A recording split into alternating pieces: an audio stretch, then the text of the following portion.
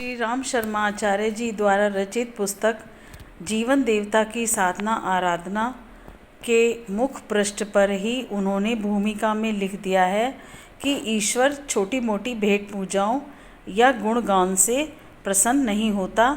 ऐसी प्रकृति तो क्षुद्र लोगों की होती है।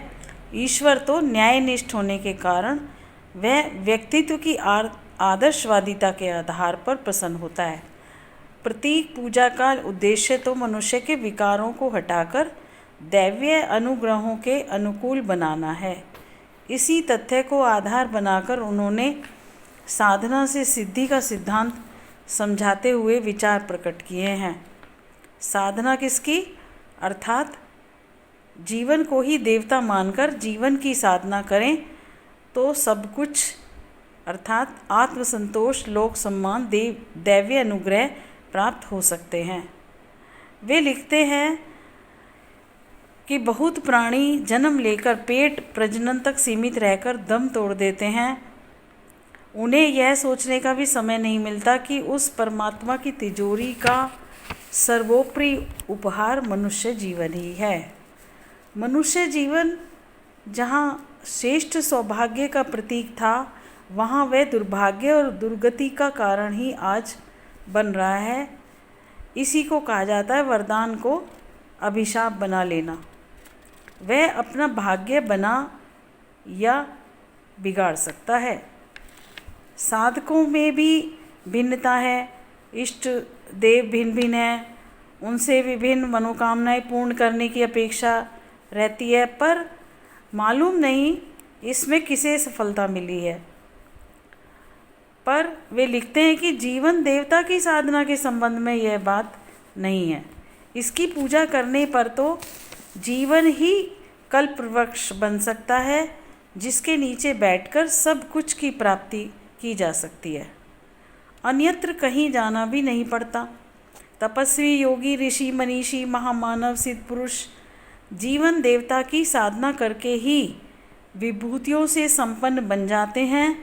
केवल श्रद्धापूर्वक कहीं बाहर ढूंढने के स्थान पर स्वयं में ढूंढा जाए।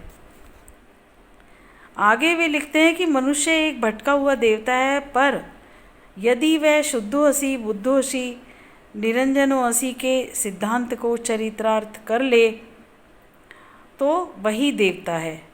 केवल निकृष्ट को उत्कृष्ट और क्षुद्र से महान बनाने की आवश्यकता है।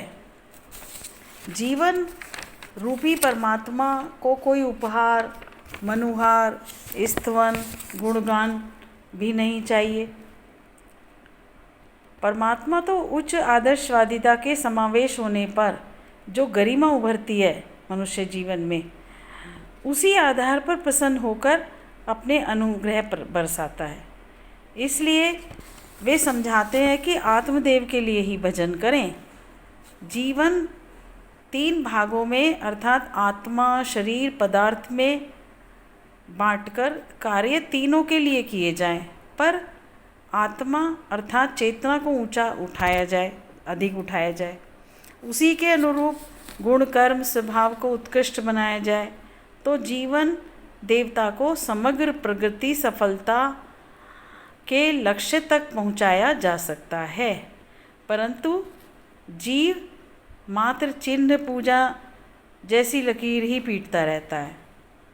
भाव संवेदना के उन्नयन की ओर और भाव संवेदनाओं से उस पूजा को जोड़ने की आवश्यकता ही नहीं समझता।